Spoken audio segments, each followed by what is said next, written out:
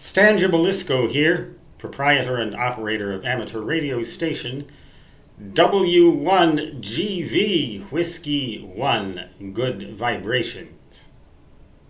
I have a little story to tell, and there is a lesson to be learned from this story. Way back between my junior and senior years in high school, 11th and 12th grade, the summer of 1971. My call letters were WA0 Ocean Kilo Victor OKV.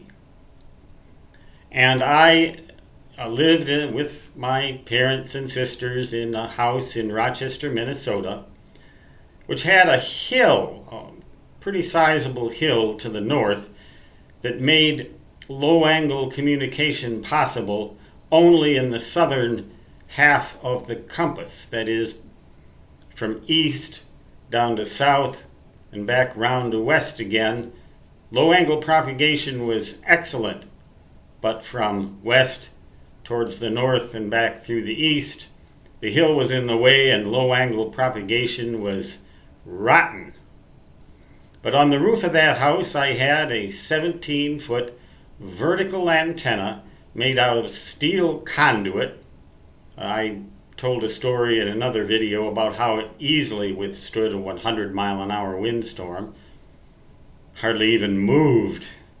I went out to check, would you believe? But there were radials on the roof that I laid down. My dad was kind enough to let me tack them down to the roof with shallow little tacks that didn't penetrate the shingles and cause water leaks. 52 radials spaced evenly around, also about 17 feet long, so I had practically the perfect 20-meter ground plane. The radials were about 15 feet above the ground because they were on the roof of the house. Needless to say, with my Drake 4 line and 180 to 200 watts plate power input on CW, I was able to work a lot of DX with that antenna. What about towards the north, though, where the low-angle radiation would just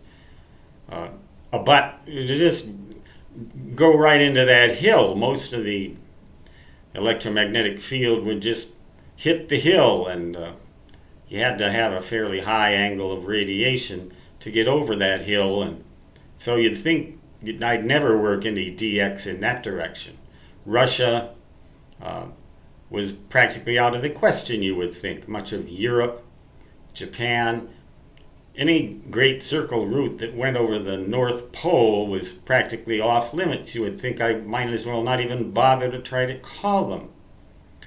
But of course I did try to call them, and I made a lot of contacts. Not as many as in the favored direction of the south half of the compass, but I did make contacts because I called these stations. I would never have made any contacts in that direction if I'd have simply assumed that I couldn't and never called any of them. What's the moral of this story, you ask? Do you really have to ask? You can't work the station if you don't call it. If you're chasing DX or working a contest or any other station, you cannot work a station if you don't call it. You might not if you do, but you certainly won't if you don't. And that is the moral of this story. Always try. Never think that a situation is hopeless, because it's only hopeless if you don't have any hope.